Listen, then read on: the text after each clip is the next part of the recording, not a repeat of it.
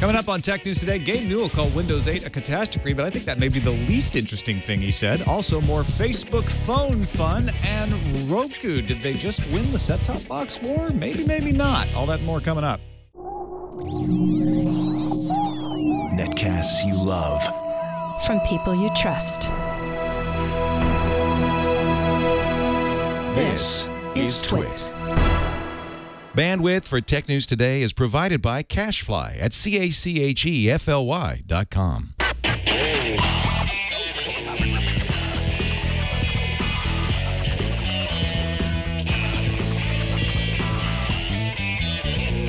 This is Tech News Today for Thursday, July 26th, 2012. Tech News Today is brought to you by ShareFile. Enhance your workflow. Send files of almost any size easily and securely with ShareFile by Citrix. Try ShareFile today. For a 30-day free trial, go to sharefile.com, click the radio microphone, and enter our promo code TNT. And by Gazelle, the fast and simple way to sell your iPhone, iPad, MacBook, or Android smartphones from your home or office. Find out what your gadget is worth at gazelle.com.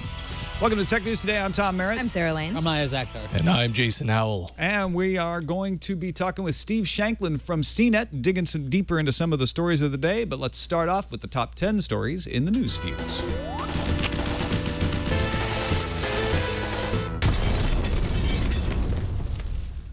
Twitter and Google talk were down.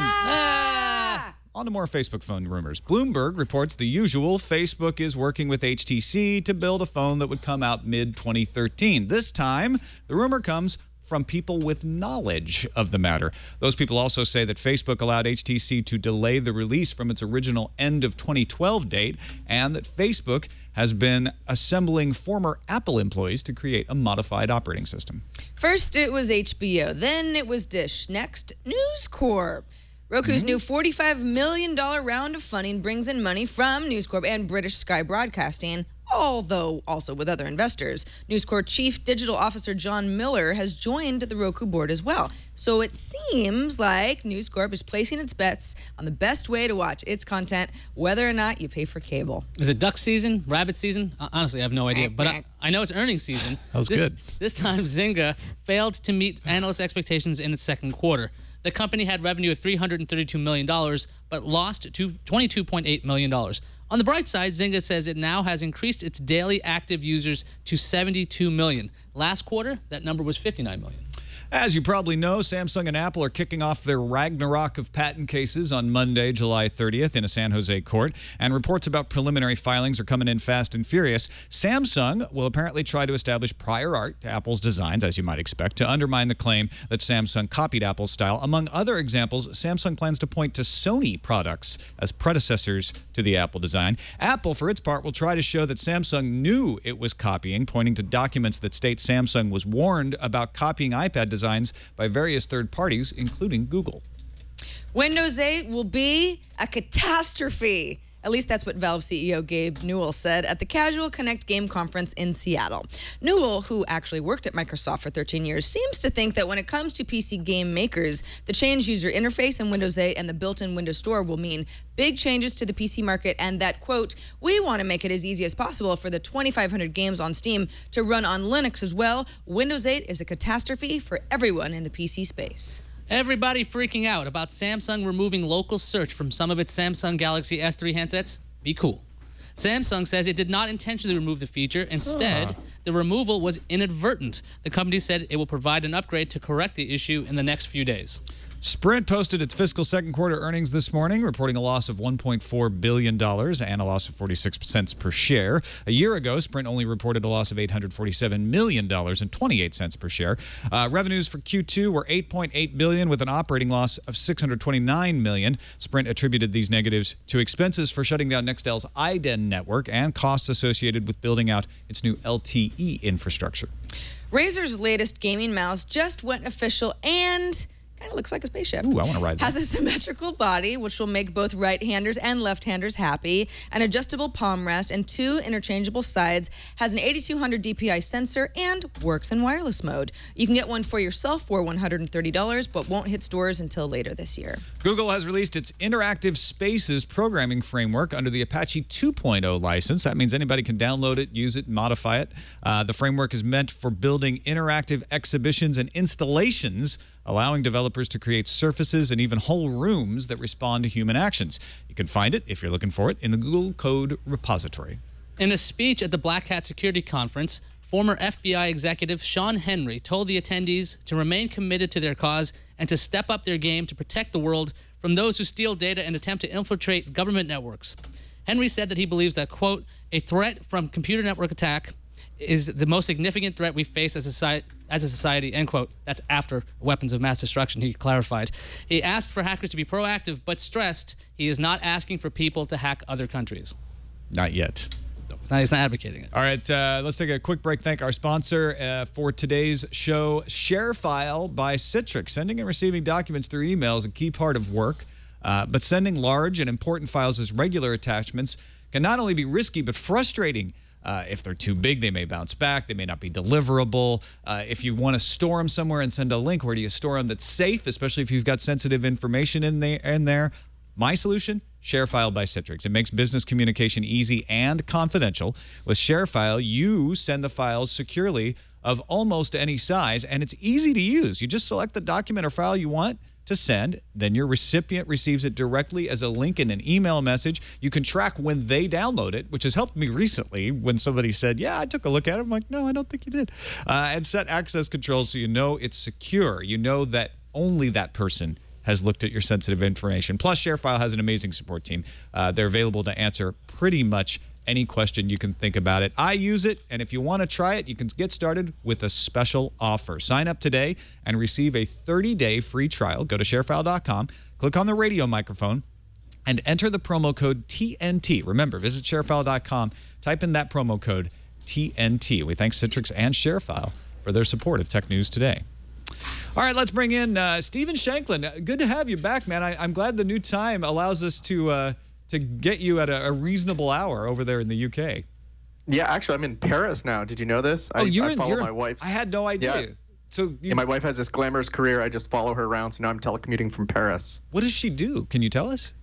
She's PR for Renault and Nissan. Yes, that's right. I'm married to a PR person. Bueno.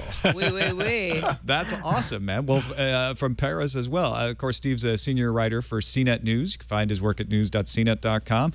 Let's dig right into what Gabe Newell was saying yesterday. He was talking with Ed Fries. Ed Fries was the former head of Microsoft Game Studios. Of course, as Sarah mentioned, Gabe Newell, a former Microsoft employee himself. He's more famous these days as being the co-founder and managing director of Valve.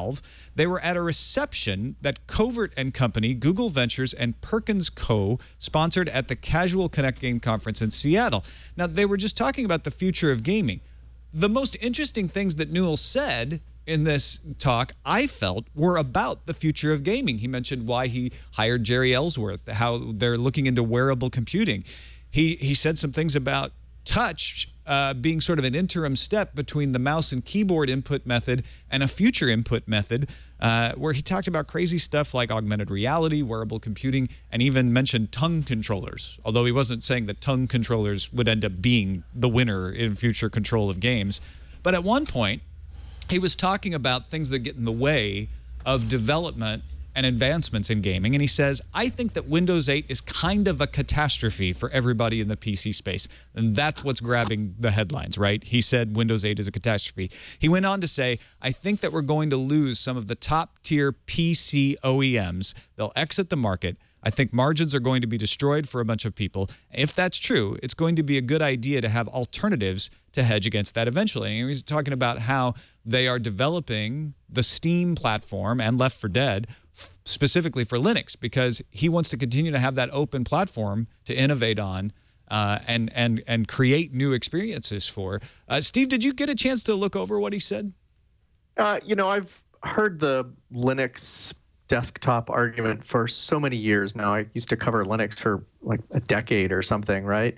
And, you know, there was this eternal optimism that it was going to catch on as this desktop operating system alternative to Windows. And, you know, there is a desktop operating system alternative to Windows that arrived, and it's called OS 10, and it's from Apple. You know, so and it's no more open than Windows is in practice. props to Valve. You know, they might, I'm sure they'll win a lot of fans in the Linux world, but you know, that's really limited mostly to developers and some students, and it's just not a mainstream market. So I don't see that as being enough to move the needle for desktop Linux. There's just too many other things that you also need to have. I think actually one of the most interesting things that makes desktop Linux usable is that so many things you do these days don't actually happen with a native app. They happen through a browser, and that means Linux is much more useful. Steam is kind of like that, of course, but I don't think that's going to be. You know, he says they're hedging their bets. We'll see if the hedge actually works, but you know, I'm skeptical. I think Windows and OS 10 are really going to be the OS gateways for PCs for the foreseeable future. It seems like what really got under his skin is the fact that Windows 8 comes with an app store, a Microsoft-controlled app store, and Steam, of course, is also an app store. It's a game platform app store, so it's in direct competition, especially when you consider that Microsoft is integrating software from Windows 8 with Xbox. So there's a whole game ecosystem that he has to compete with there. And I think what he's saying is, hey, if I were Microsoft, I'd be excited about doing that too.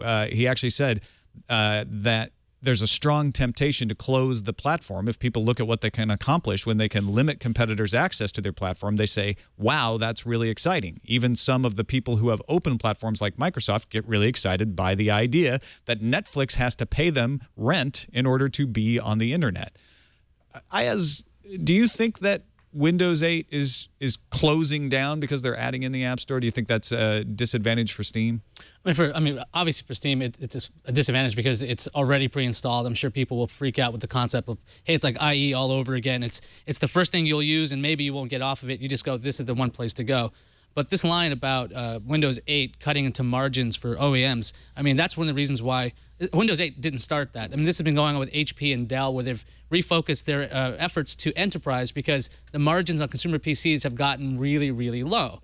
So if there was a move to make consumer PCs more profitable, it would probably have to be in the software, because the Windows licenses are very expensive. If you could put a version of Linux on there, your margins on each consumer PC go up, which means it seems like Newell wants to make sure that if, for some reason, these OEMs move away from Windows 8, and obviously they're not going to go to OS 10 because Apple doesn't license that, Linux is the other alternative that is mature enough that if skinned properly with this instant idea of, let's say, a Dell Alienware Steam machine, like if you have that, I think Newell just wants to make sure that they have another platform just in case some of these companies decide to go like just to left field and ditch Microsoft. I think it's a great thing that they are developing gaming for Linux. I think Gabe Newell is right that one of the things that has slowed adoption of Linux on the desktop is the fact that you can't do all of the games that you can do on other platforms here. But I think it was the least interesting thing that he said. If you read this interview, which they have up on VentureBeat.com, he's talking about how we had mouse and keyboard for 25 years. He thinks we'll only have touch as an interface primary for 10 years, and then we're moving on into post-touch. He says, I think you'll have bands on your wrists and you'll be doing stuff with your hands. I guess motion control? I feel like that's going to happen in a lot fewer than 10 years, but I don't really see motion control replacing touch. I mean, touch is something that you can't replicate by movement now. I mean, I'm touching the table. I don't know. There's something that you get out of touch. It feels good. Maybe touch evolving into something that's not just touching a 2D, well, it's 3D. And I think that's kind of what he's saying. Yeah, it's not just going to be touching that screen of glass. Yeah. Yeah, I mean, if you look at how the human body works in the history of computing, it's this gradual progression of accommodating computers to the human body, to your, you move away from command line interfaces to graphical interfaces, and you add mice and you add touch screens and things. And I guess I fundamentally feel like touch is a really fundamental human, form of human interaction. I think touch is going to stick around for a lot more than 10 years. I do think gesture control will be added to that. I don't think keyboards are going to go away. I think this just gets layered. There are just more and more options that arrive. And, I think the long term here is that, you have some direct neural interface, and there are companies working on that now, and it's really primitive. And I mean, I'm not sure that's ever really going to happen, that we'll have some, Ray Kurzweil nanobots swimming around in our bloodstream and attaching themselves to your neurons to communicate with you. But that's the long term. And to me, the difference between touching a 2D screen and waving your hands around, it's a difference, but it's not this huge quantum leap. I don't think. I still think it's fundamentally using your hands to control stuff. Yeah, and he was saying the problem with touch is you use your arm too much. And so I think he's not saying that touch goes away, but that we move past this idea of just like having, again, that lack of feedback from the touchscreen when you're on that two-dimensional glass. I think he's right. I don't think he's figured out what it is yet, which is why he's sort of vague in this interview. But yeah, here's a problem. I mean, I totally agree that there's a problem with the lack of feedback with the 2D touchscreen. It's just this glassy surface. But I also think there's a lack of feedback when you're waving your hands in the air. I mean, there's visual feedback in both cases, whatever's going on the screen, but there's not the tactile feedback that really is the difference between, holding a pair of scissors or a real bowling ball versus a Wii controller bowling ball or something like that. So I think, there's still a ways to go before the true human compatible interface actually arrives. And that's why I'm excited, is that they're working on that at Valve. They're not saying we figured it out. They're saying we're figuring it out. We're trying to figure out how to fix all of those problems you're talking about. And then that leads back to but we need that open platform to be able to innovate on, and we're worried that Microsoft is closing the platform. I think he might be overreacting a little bit because it does have a direct threat to the Steam model. But I'm glad Valve's out there working on this stuff and sinking some money into developing it. Facebook and HTC, we got more Bloomberg reports. What is new in this report, Iyaz? What's new in this is that, so Bloomberg report, there's a Facebook phone being developed by HTC. Now, this was rumored to be for the time period was supposed to be the end of this year. That's been rumored for a while.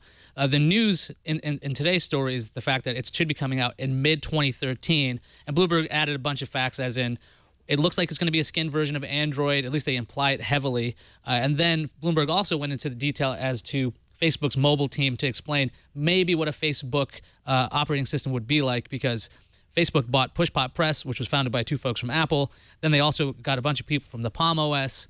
And this makes a lot of sense for Facebook, because right now all of their advertising revenue comes from not mobile. So if they had their own phone, theoretically, it could tie into all their services, obviously, and they could finally make a real push to mobile. So it seems like, I mean, Facebook and HTC have worked together before with the Cha-Cha. It was this right QWERTY keyboard phone with a Facebook button, I think. So they have a partnership. But Sarah, do you think this is the right move for Facebook? Do you think having their own operating system is the way to go, or should they be really focused on the mobile apps? Well, I mean, the whole idea that none of Facebook's advertising revenue is really coming from mobile is because Facebook wasn't advertising via mobile. They changed that, and the story is going to change. I use Facebook constantly via mobile, particularly on my iPad more than my iPhone, just because there's more screen real estate. But it took Facebook a long time, I feel like, to really get into the mobile space. Certainly the iPad app was something that was anticipated for a while before we ever saw one. So it's sort of slow growth, and I know that that's pressure on Facebook now that they're public to be able to prove themselves in the mobile space, but I don't think, I mean, I'm not going to buy a Facebook phone because I can get Facebook a variety of other ways. Why would I limit myself to that? It's almost like the game console argument. Well, I could have like a little, 3DS or something, but if I could, well, that's actually a weird argument because that's just what I wish Nintendo would do. But it's like, if you can get Facebook a variety of ways, I just don't really see the idea of, unless it's a beautiful skin version of Android, why I would go this direction. Hey, Stephen, do you think... I had go ahead. Well, just to throw a couple of thoughts in here, because I've seen a couple of times where somebody, some big player got into, moving into the foundation, some technology foundation where I didn't expect it. One was Google Chrome. When they launched that a few years ago, who needs another browser, right? Right.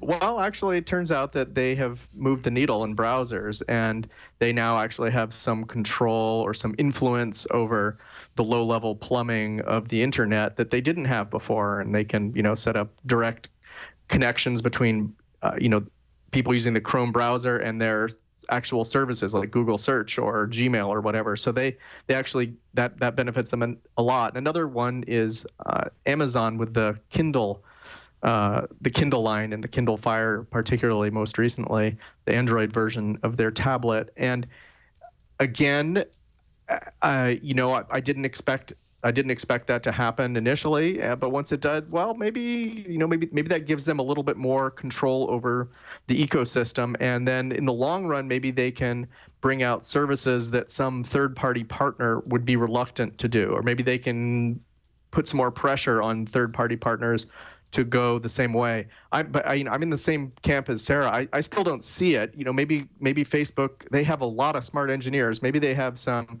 genius who knows exactly what they can do if they have control over the underlying platform. Maybe the performance will improve. Maybe they can debut all these services that they wouldn't be able to through a regular third-party app running on iOS or Android. I don't see it. Maybe they see it because they're geniuses. But, it has happened before that somebody has come in with some lower level technology and it actually did make sense in the marketplace. I don't want a Facebook phone because I don't live in Facebook. And that seems to be the prime advantage to a Facebook OS is, hey, your contacts are there and your calendar is there and all these cool things and your social network is there. You've got apps there. Your games are there. So wouldn't it be great if your phone was just Facebook and you could live in Facebook? But I don't live there, so I don't want to move there. Maybe I'm just the wrong target market. Stephen, what do you think about this move for HTC? I mean, they were very successful with Android when it first started, but if they had the only Facebook phone out there, would that give them, I guess, more of a market share in the Android world, or just basically in the phone arena at all? Yeah, I think HTC's financial difficulties are not likely to be solved by a Facebook phone unless, like I said, something comes out of left field where the Facebook phone is just so amazingly compelling. Wow, I didn't think of that. But, I'm with Tom. I use Facebook a fair amount, but, it's just one of many things I use. And, why would I want to get a phone that puts that more front and center than it already is? It doesn't work for me. If there's some super magic sauce in there, then yeah, maybe that'll help HTC. I think it makes sense for them to work on a partnership. They get some, perhaps some engineering resources. They get some marketing buzz. They get a little more relevance. They get their name in the headlines a bit more, which is, all things they could use. But I don't think it fundamentally solves the problem that, Samsung is out engineering them and out marketing them and has lower costs they do, and, all those ecosystem things that Samsung has going for it right now. The last social-centric phone I could remember was the Kin. Like, it had effectively, there's all these social networks built in. I actually thought it was a really great concept. What killed that was the data plans, or the plans were just too expensive with that. But it was really an interesting idea. I think that thing probably would have a fair chance today if the plans were actually a feature phone style plan, because you don't necessarily need to have the data plans if Facebook's in the background. A company that's young and on the rise is Roku. I passed this story up 6 times before I finally read it because the headlines were all like, Roku got more money. I'm like, great, people get funded all the time. Right. But it seems like there's more to it. Yeah, it's kind of where the money's coming from. As we mentioned in the news views, Roku has closed a Series E round. So they've been raising money since they were founded in 2008. But they closed a big round, $45 million. What's interesting is that variety of investors were included in this round, but particularly News Corp and British Sky Broadcasting. Not only that, but News Corp Chief Digital Officer John Miller is now sitting on the Roku board. Roku has, in my opinion, and I am a Roku user, I do not think it's perfect, but I do like it for certain things. HBO Go is something that I love Roku for, but HBO Go comes with a lot of problems. At one point, I considered Roku to be, this is the future for cord cutting. If you're not going to pay for cable and you want other options and you're willing to be flexible, but you like the idea of on demand, Roku can be a really good thing. It's not necessarily a different story now, but I feel like Roku is expanding. They expanded to the UK and Ireland earlier this year. In July, they announced this partnership with B-Sky-B, although there's no HD, and that's made a lot of people unhappy, although they say that it's coming eventually. Roku told TechCrunch, in a story that TechCrunch wrote up this morning, they are actively working on more pay TV partnerships like B-Sky-B. They think that that's a good way to go. We've got the Dish World package that was announced in May, which is... a bunch of international packages sort of lumped together rather than having their own Roku channels for $20 a month. It'll appeal to people who liked some of those channels anyway. It's a way to test the idea to say, like, the people who are willing to pay the most for the Filipino channel or Jade TV or some of those Al international, Jazeera, some cricket stations. They'll go and they'll pay for the Roku. We'll see if we can make money there. Exactly. But then again, it sort of brings Roku that much farther out of that a la carte mode where you say, I just like this, this one channel from Bangladesh, for example. The problem is that now that Bangladesh channel is not available on its own, it's available in this Dish World package. So Roku's obviously experimenting with how it's going to make the most money and which are the most strategic partnerships. If you look at a company like News Corp, you think News Corp is saying, if somebody's watching Roku, there's all the more chance that they're not watching our network channels or our cable channels. So why not just make it easier for people to watch them on Roku? Then we still get those hours of viewership. We still get those eyeballs. Been saying that for years. Make money off the people watching. Don't care where they watch. But you get to this point now, and it's like, all right, well, Roku's board is already skewed towards the News Corp route. Some people will like that. Some people won't. But it certainly doesn't make Roku this, here's an alternative to cable. It's the future of cable. It turns, in my opinion, much more into, this is the way for people who already have cable subscriptions to have more flexibility. HBO Go gives you access to shows that are no longer running. You're not going to just see that on HBO, but you can watch The Wire starting from season 1. That's kind of a fun extra for you because you already pay for HBO. But that's not all Roku has. They also have lots of other apps that do allow you to watch things without having to have a cable. So I think Roku's the Trojan horse. They're saying, hey, we're gonna ease these guys over into our world. We're gonna have some Roku-only features like B-Sky-B. We're going to have some others that the bridge like HBO and Go and News Corp. But we're going to win because we're going to position ourselves exactly in the middle of this. And that's what iTunes did. They said CDs, great. Digital music, great. We're gonna position ourselves in the bridge. The thing with their deal with Dish, I mean, Dish is one of the most aggressive companies out there when it comes to moving its content around. They're the ones who are getting sued about auto hop, and I think they've made a modification on that. So I mean, it's if they can show the big carriers that, I mean, if Roku can show the big carriers, hey, yeah, we can play in your marketplace, and you don't even have to worry about the hardware. We have the hardware. We'll do the support. You don't have to do anything. I mean, this is one of the reasons I believe that HBO Go is even promoted on the Roku is because, hey, look, Cablevision doesn't have to worry about it. They go, okay, well, that's your box. Actually, I have no idea if Cablevision and HBO Go work together. All those deals, Sometimes they do. It might be. It's weird. DirecTV doesn't work on HBO Go on the Roku, but it works on HBO Go on the web and on the Google TV. And on the Xbox or something. Very odd thing. But I think Roku's just simply trying to get familiar with these companies so they can get more and more content. But I would hate to see everything get bundled up to the point where I can't do what I wanted to do with the Roku in the first place, which was get one channel, one channel, one channel. I think that's sort of where I was going with. This isn't, the sky isn't falling or anything yet, but something like the Dish World package, which maybe doesn't apply to me now, but could apply to me later when a few of my Roku stations that I really like end up getting bundled together, and then I'm faced with either you don't get these anymore or you pay $20 a month. Yeah, but there's no indication they're taking channels away. They're just adding channels in a pay package. Correct, but that turns into more of that cable subscription model that really bothers me. Hey, you might give me 10 channels now that's $20, but I only want the 1 or the 2, and now I have to pay more for stuff I'm not watching. I guess all I'm saying is those are channels you can't get already anyway. It's not like they're saying, well, Hulu Plus is now only available when you also buy Netflix. I mean, what Roku's saying is we're the platform. You guys determine what you want to sell, how you want to get to the viewers. We'll deliver the eyeballs, and I think Roku wins in that case. Stephen, it's probably different in France. Oh, things are very different in France, but I'm not a TV guy. So, this is a crazy thing. So I pay 40 euros a month, which gets for triple play, that gets me phone and 100-something TV stations and internet access, broadband internet access. And that's not a bad price. But then when I tried to watch the Tour de France, well, I can only watch it 3 or 4 hours after the race is done. So clearly I'm missing something, but I'm not a huge TV guy, but it is kind of interesting to watch from the outside because it's really clear to me that the established people who have the content to offer are it looked for a while that Netflix was, ruled the roost, and that was the only way you could get to the eyeballs. But now it sort of seems like there's a lot more experimentation going around. A little bit iTunes here, a little bit Amazon there, maybe Google TV, or I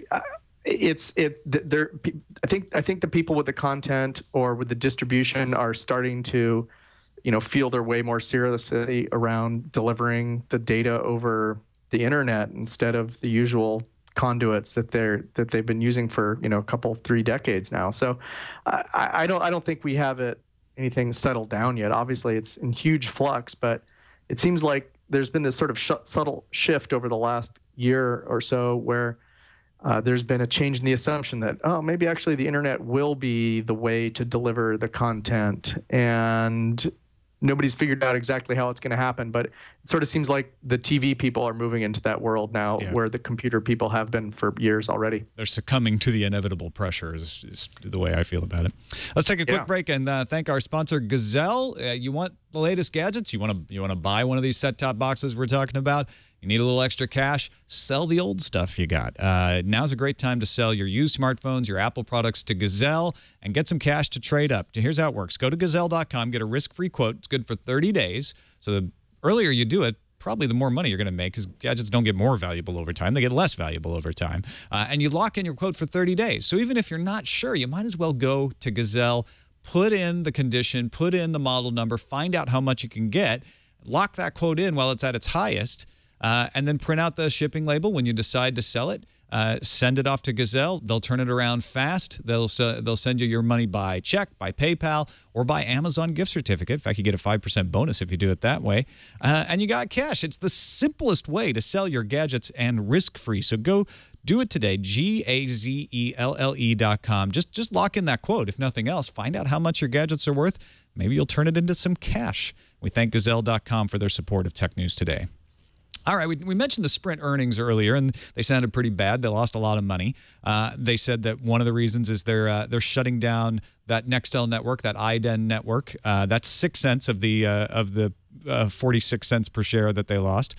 They're also building a new LTE network to replace the WiMAX network. That's 26 cents of the loss. And they're still investing in Clearwire. That's another 7 cents contributing to the loss. iPhone sales were flat. So really, this is about the fact that they're shutting down an old network and building a new network. The stock market responded positively. Sprint stock actually rose on what otherwise sounds like horrible numbers because they increased their loss year over year. But it sounds like people have faith that Sprint is doing the right thing. They're going in the right network and building a competitive LTE network. So let's go around the horn, Sarah. Let's start with you. Can Sprint make it? They're racing to build LTE, but they're hemorrhaging money. Can they get LTE built? Can they convince people to switch over to Sprint and use the network before they run out of time? Yeah, so timing is everything in this case. Obviously, the market in general believes that LTE is clearly the right way to go and that Sprint didn't lose so much money that they couldn't make it work. In my opinion... Ooh, gosh, I'm like, will Sprint fail or succeed? It's almost like they're racing, before the door closes forever. I think that how many markets they can get their LTE rollout into as quickly as possible, that's a secure and reliable network, is the most important thing. I mean, even though I want to root for Sprint, I'm not going to switch to Sprint unless they offered me a package that was comparable to what I'm already using, maybe a little bit cheaper. But they have the unlimited plans if that sticks. Exactly. If there was something like that could give me a really good reason to switch away from Verizon without impacting quality of calls or data, I'd be all over it. But again, they just really it's a race against time. Stephen, from the outside looking in, what do you think the chances of Sprint making it are? I think it's 50-50. You know what? It reminds me of AMD versus Intel. AMD, they've had a couple of little blip moments where they had something that was really compelling while Intel was suffering, and the stock takes off and their market share increases and everything is great. And then 4 quarters go by and Intel fixes its problems and AMD goes back to just constantly scrambling and the only way they can make their case to customers is some value play, some low-priced alternative. That's such a bad position to be in. They've now finally got the iPhone at a time when it's not like iPhones have stopped selling, but the shocking difference between this year's iPhone and next year's iPhone, it'll be better next year, but it's not going to be this paradigm shift better. And so they've come on board with the iPhone at a time when the iPhone is become a lot more ordinary, and so it's important for them to have it, but it's not going to be their savior. LTE obviously is what's going to do it for them or not. I think that's going to be the make or break. But if there's some way they can make a pitch, they can make the case to people that there has to be some alternative to Verizon and AT&T, then that'll serve them in good stead. But it's touch and go for them. I really don't. I don't see an easy fix there. It's going to be muddling along, and I'm right down the middle. Sprint also facing delays in rolling out LTE, not only because it's difficult to roll out those fiber backhaul connections and it's going a little slower than they thought, but they're birds nesting on inactive cell sites that they need to relight. And they said in the earnings call, once we get these birds to leave, we can turn on these sites. I think Sprint does have a chance because they're desperate. They're not deluded. Like, they seem like they know what's going on. They need to move to LTE. They're not, and they're willing to play ball with wholesalers as well. I mean, they have their subsidiaries. They moved to prepaid early on compared to the other carriers. I think that Sprint and the iPhone, this first one is just more about, again, negotiations. We have an in with Apple. We're probably going to get the next phone in limited markets.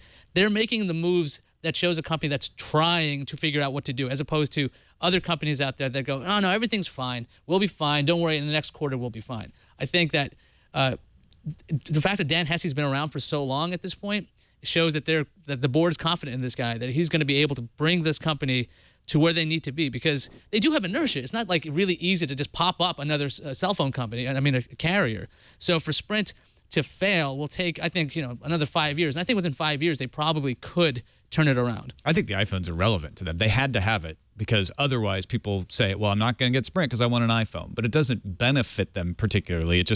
It stops them from sucking more. Yes. I guess it stops them from being that network that isn't a real network, because they don't have all of the choices. T-Mobile's struggling with that. It's table stakes. It's table stakes. You have to have it. If you don't have it, then it's a huge problem. A huge number of customers will buy it, and if you don't, then there's clearly something wrong with you. So, they have to have an iPhone, but that's necessary but not sufficient to their survival. Okay, a couple more quick discussions before we wrap up. Zynga had their estimates, their earnings not good. Things aren't looking good. In FarmVille. Yeah, Zynga fell short of what were already low expectations from analysts. The revenue came at $332 million, which was a loss of $22.8 million, or 3 cents a share. Analysts were hoping to get 5 cents a share on revenue of $344 million. Zynga does say their daily active users are up from the previous quarter. Previous quarter was almost 60 million. Now they're up to 72 million. They say monthly active users also looks good. They're up to 306 million from 228 million. But they are lowering their outlook for the rest of the year for a few reasons. They say there have been delays in launching new games. The Ville is one of those games they were hoping to have earlier in the year. It's that Sims-like thing, right? Well, yeah, and there's like a sex element to it. I blocked it on Facebook the first chance I got. There's a faster decline in existing web games. They say due in part to more challenging environments on the Facebook web platform, and reduced expectations for Draw Something, the game that everyone loved for a month. Now, it's important to remember that, Zynga has only been a publicly traded company for a few quarters now. So this is their third earnings report. Last quarter, they actually beat expectations. So it's not as if we've been looking at this long downward spiral and there's no chance of things turning around. But Zynga does blame Facebook for some of this downturn. Zynga is obviously trying to become a network that's not dependent on Facebook and Facebook's algorithm, but said that Facebook changed some of the algorithms for surfacing, which did affect player engagement. That came from Josh Shappert, who's the COO over at Zynga. Zynga with Friends was announced in June, which was certainly an attempt for Zynga users to not feel like they only played games via Facebook. This was the opportunity to play Zynga games on various social networks, on various platforms. Stuff is synced with your friends and your scores, and you don't actually have to be playing sort of was within the news feed. But Zynga stock was down in after-hours trading almost 40%. The stock pretty much hit about $3, which was, I think, about a third of what it was trading at. And that's recently. about right where it is right now, $3.11 as we're recording. So it's not bounced back yet. And there's a lot of kind of weirdness. Business Insider notes in somewhat snarky report that back in April, there was a secondary stock offering within Zynga, which is basically you get some money in, and it allows some insiders to cash out on the stock, which was the same quarter as this terrible quarter that Zynga is now reporting. So that happened within the same time frame when a lot of insiders made a lot of money before the stock tanked. Of the secondary stock offering, no money actually went to the company. Money was brought in to pay people who then got rid of their stock. Could be just coincidental, terrible timing. That, by the way, all of the folks that are, Mark Pincus, the CEO of Zynga, is one of them in question, didn't sell all of their stock. So it wasn't like they haven't been hammered by this with the stock that they still have. Everyone has that owns Zynga stock right now. But it is interesting that so many people made so many millions of dollars on a quarter that, in hindsight, was really terrible. Zynga needs to find its place. I mean, the relationship with Facebook is still pretty solid, but they just started Zynga.com. It's going to take time for that to take off, where people realize that they're not just on Facebook. I know there's still games on Google+, but if you can if Zynga can actually market themselves to the point where people realize, oh, Zynga.com is the destination, that's where I go, then they'll do all right. But this is just growing pains. I mean, this company is relatively new. Although it's making people rich. Yeah. Look how long it took Twitter to make a real website that you could actually use to tweet and read people's tweets. You know, it was Except the most primitive thing. Yeah, usually.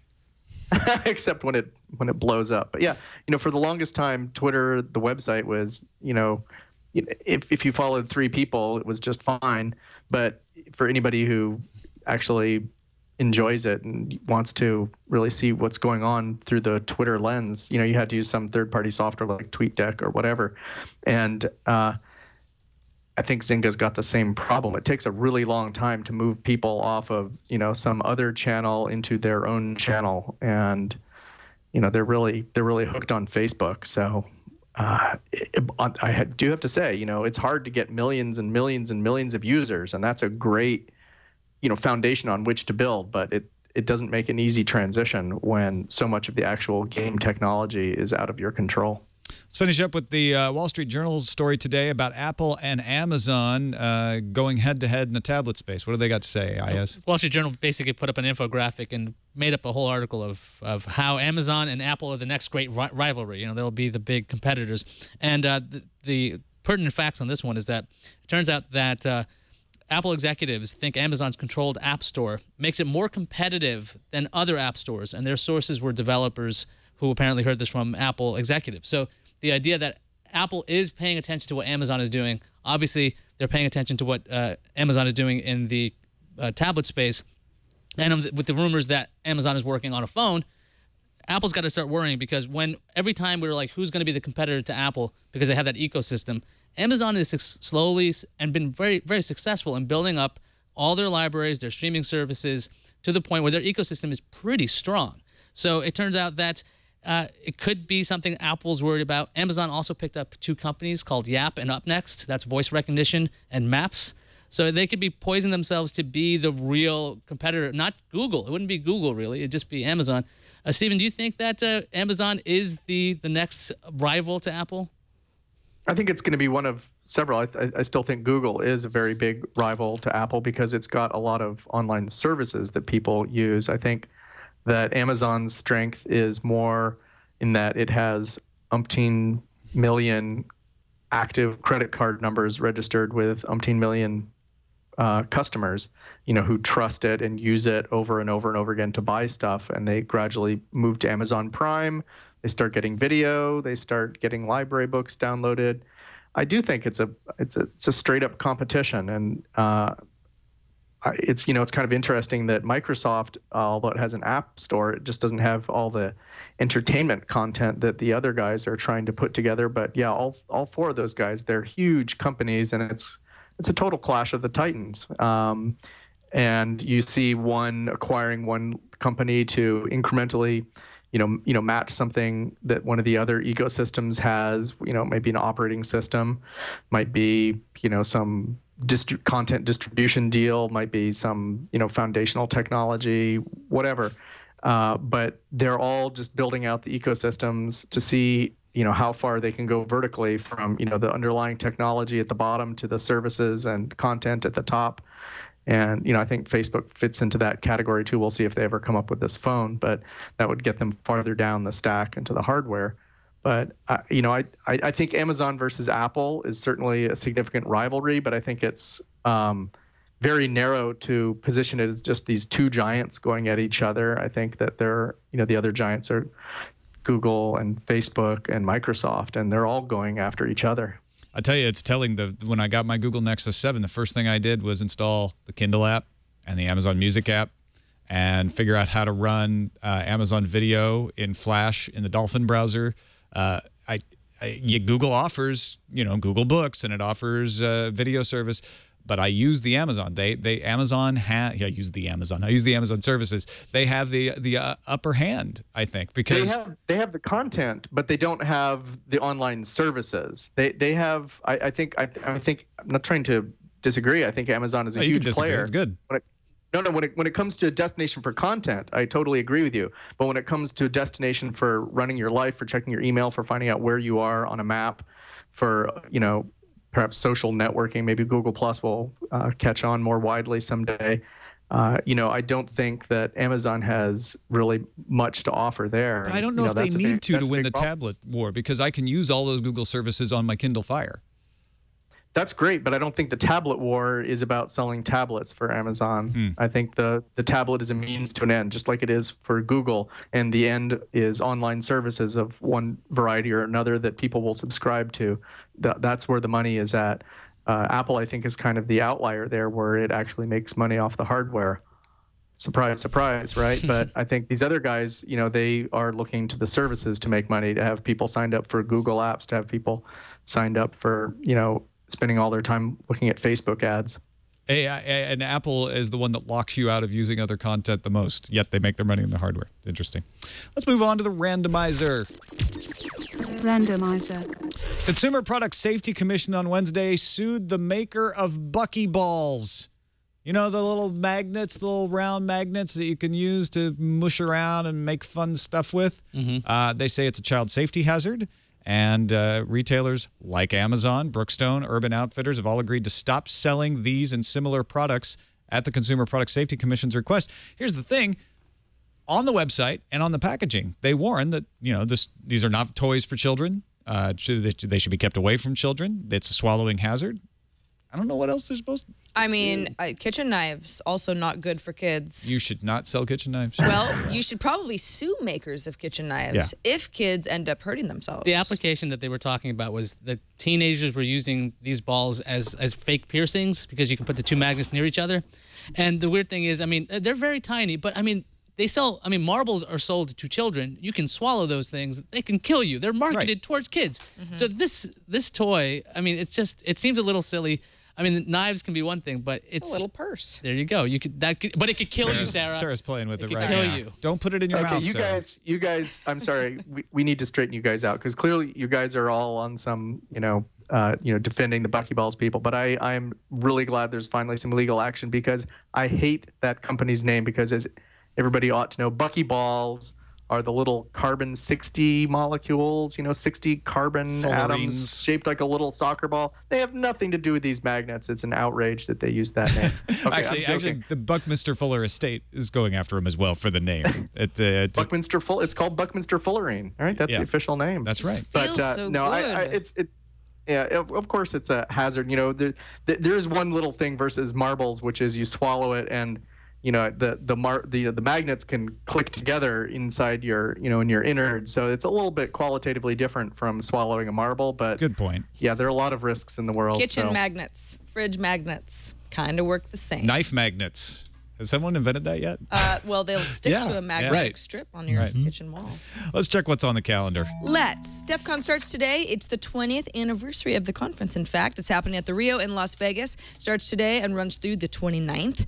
Dragon, Naturally Speaking 12 will be available on August 3rd. It's going to retail for $100. And Google Fiber has officially launched in Kansas City, offering 1,000 megabits per second download and upload speeds and a new television service on both sides of the Kansas-Missouri state line. Google says that there's going to be no monthly bandwidth caps, no overages, and also comes with 1 terabyte of cloud storage. What's not to like? I'm moving to Kansas City. Yeah.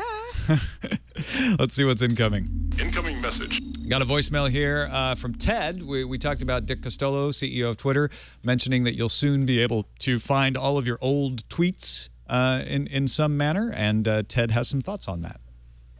Hey, TNT crew, it's Ted, and I was just calling to let you know that when you were discussing backing up tweets on Twitter, I've had some pretty good luck with an open source tool called TweetNest. And that's let me go all the way back to 2009 when I opened my Twitter account. And so I actually was able to get my very first tweets ever. And I think I've been able to use that tool also to be able to capture hashtags of events I've been at and things. And I also do use Gina Trapani's ThinkUp open source tools that you can just install on your server and let it rip and get access to your old tweets. So the only thing that holds them back really is Twitter's limits on API calls. But other than that, you can go back and get all your stuff. All right, keep up the great work. Cool tip. Thanks, Ted. Appreciate that. I like calls like that where they're like, hey, there's this cool thing out there. I wanted to point it out to you, so appreciate that. 260-TNT-SHOW is the phone number. Let's finish up with some emails. We got a lot of emails from people who were saying that they got messed up mountain lion codes because supposedly if you'd bought a Mac, you were able to apply for a free code, and because there was an accidental early launch of that program, some of the codes are duplicated, but Apple's still working on that, so a lot of angry people out there about that. We got an email from Heck the Tech who says, hey guys, big fan of the show. Something really cool happened today. I started a FaceTime call on Wi-Fi, clearly, when I left work. And I continued talking until I got to my car, and I was shocked to see that the FaceTime call didn't drop, and it was continuing on 4G for over 5 minutes. On a side note, my iPhone is not jailbroken or anything. I attached a picture of the home screen. The picture hasn't been photoshopped. I promise. He promises. He's on 4G. There's something wrong with this. There's no 4G. No. Unless you've got one of them prototype iPhones. Tell us more. No, I like that. I think that's pretty cool that that it worked off of the Wi-Fi. Interesting. All right, that's it for this episode of Tech News Today. Thanks to everybody on our subreddit for submitting stories. It's one of the places we look when we decide what to cover each and every day, technewstoday.reddit.com. And Steve Shankland, thank you for being on the show as well. Let folks know what you're working on and where they can find your stuff on CNET. Oh, boy. Well, just if you go to news.cnet.com, that's where it's at. I'm on Twitter at STShank. And what have I got? I got a Q&A in the works with Martin Mikos, the CEO of Eucalyptus, and a big picture piece on Moore's Law in the hopper. But first, I'm going on vacation for 2 weeks. All right. Well, congratulations on that, for sure. Great. I'm so glad that we have a time that works out to have you on. It's great to have you on, man. Yeah. I'll be back on when you get me. Excellent. That's it for this show, folks. You can find us on the web, twit.tv/TNT. You can email us, TNT@twit.tv, or give us a call. Leave us a voicemail, 260-TNT-SHOW. We'll be back tomorrow with an all-new show. See you then.